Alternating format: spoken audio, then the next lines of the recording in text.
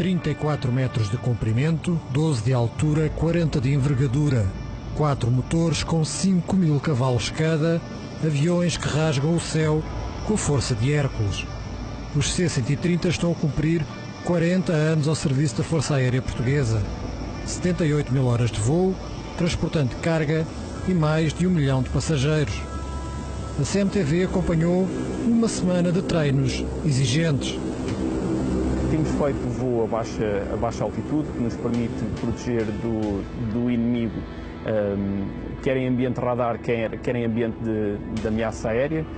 Hoje, por exemplo, aquilo que fizemos foi, além de ser nível a voo a baixa altitude, aproveitámos a proteção que o terreno nos confere, portanto andámos a fazer navegação que nós chamamos de contornar os montes. As missões militares podemos dividir em dois grandes grupos também, que é o grupo do transporte aéreo geral, ou seja, coisas que nós transportamos, ou seja, do local A para o local B, onde nós temos os motores parados, colocamos cá os equipamentos que estão a transportar, iremos voar para o ponto B, no ponto B iremos parar os motores e tirar todas as coisas que estão dentro do avião.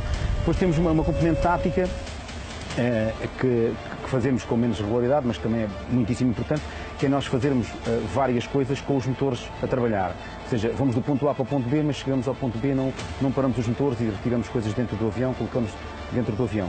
Nessa componente tática também há os lançamentos, ou seja, podemos lançar paraquedistas pelas portas,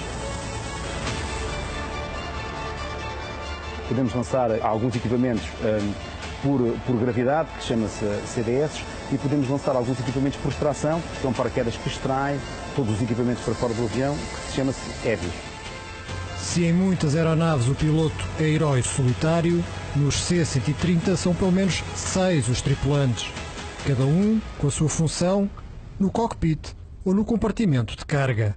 Supervisionar principalmente os sistemas da aeronave, quer a nível de motores, quer depois os outros sistemas, os ar-condicionados, a parte pneumática, a parte elétrica, fazer o acompanhamento e supervisão desses sistemas durante o voo, para, no fundo, libertar os pilotos para a função mesmo de pilotagem. E isto em virtude deste avião ser um pouco antigo. Começamos por fazer o planeamento da rota, planeamento de combustíveis, de performances do avião, tudo isso.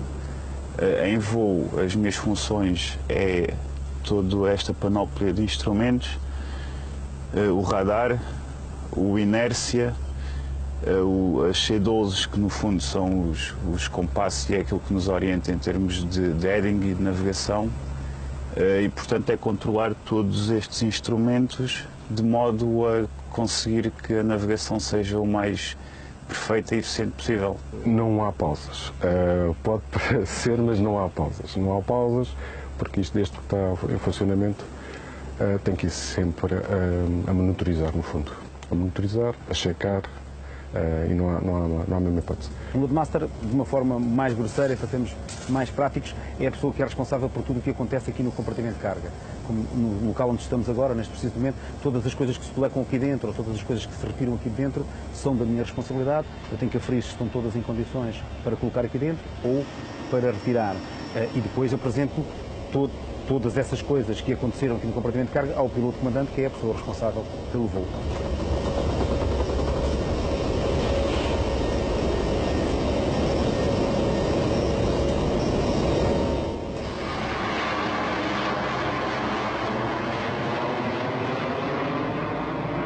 O C-130 é inspecionado ao pormenor antes e após cada missão.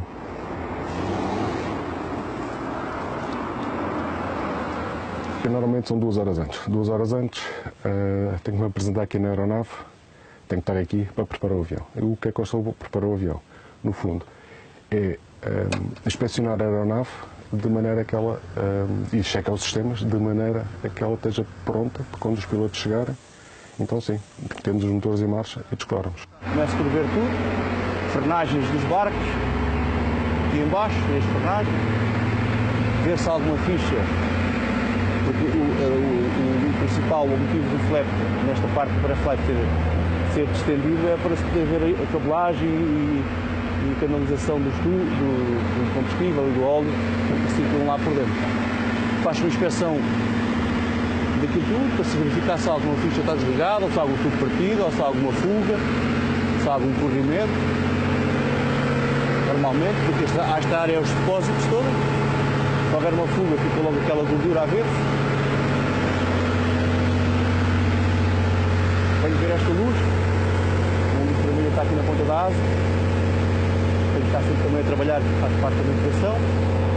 Daqui passo por trás, vejo as estáticas, que isto é importante também, que é estas fitazinhas que estão aqui, que é por onde sai a energia estática do avião.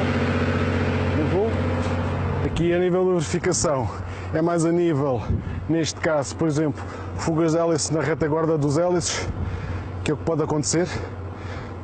Aqui nível de parafusos estarem desapertados ou não, e aqui nas zonas chamadas zonas secas ou dry bays, verificar, por exemplo, se temos fugas. As fugas aqui, tanto podem ser fugas de combustível como fugas hidráulicas.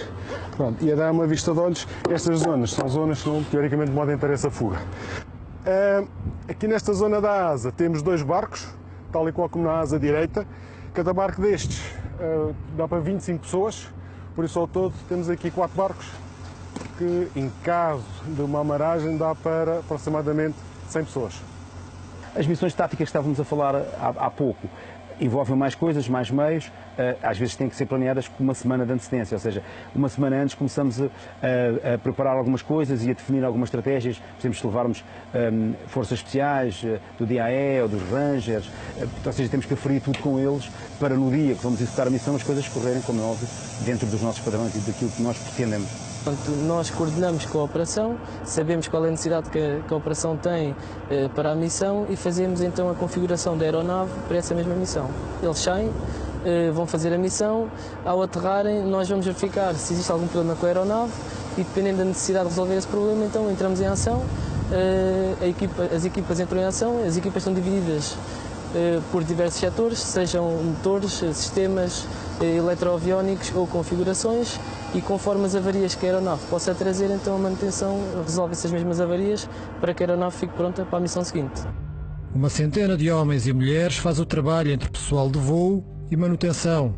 A Esquadra 501 tem base no Montijo, mas já esteve ao serviço do país em quase todo o mundo. Por muito sítio. Pode-se dizer por todos os continentes e em países, muitos mesmo. Desde Timor, para um extremo, para o outro extremo, para o Canadá, os Estados Unidos, Angola, Moçambique,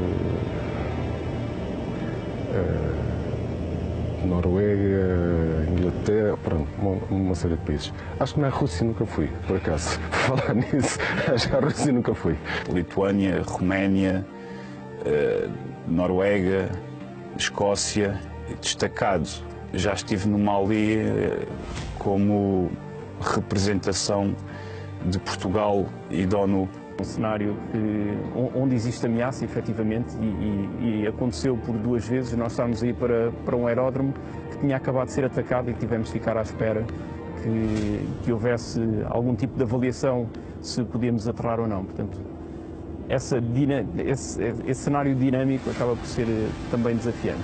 O sítio mais difícil de trabalhar, mas também mais entusiasmante, porque é difícil e é entusiasmante, foi o Afeganistão. Nós estivemos a operar no Afeganistão em 2004 e 2005, depois voltámos lá em 2008 e 2009. E durante esses 3 períodos distintos, fizemos lá missões interessantíssimas de apoio à população, de apoio a algumas equipas militares.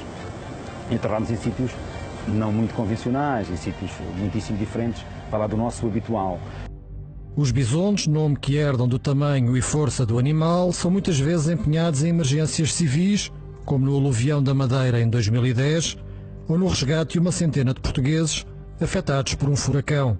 Quando houve o problema lá na Madeira das cheias, levámos muitas pessoas da Proteção Civil com motobombas e muitos equipamentos para auxiliar a população da Madeira a resolver o mais rapidamente possível o grande problema que eles tinham tido. E depois finalizámos com o transporte de uma ponte móvel do pessoal de engenharia do Exército para auxiliarmos a população com essa ponte móvel. A título pessoal, a missão que mais me marcou provavelmente foi a do resgate dos portugueses que foram afetados pelo furacão Irma nas Caraíbas. E a missão até era relativamente normal, tinha algumas... Enfim, foi planeada em muito pouco tempo, mas nada que nós não estivéssemos habituados. O momento que me marcou mais em concreto foi quando eu estava no cockpit e comecei a ouvir muito barulho, vim ver o que é que se passava ao compartimento de carga e o pessoal espontaneamente começou a cantar o hino nacional. Portanto, a título pessoal foi uma coisa que me marcou muito, porque senti naquele momento estarmos efetivamente a fazer a diferença. Por exemplo, apoio ao Banco de Portugal, para as ilhas, quem leva o dinheiro, a força neste caso normalmente somos nós. Dar apoio à própria TAP, transporte de motores, quando eles, por exemplo, estiverem empanados, e já chegámos a levar, salvo erro, para Kinshasa.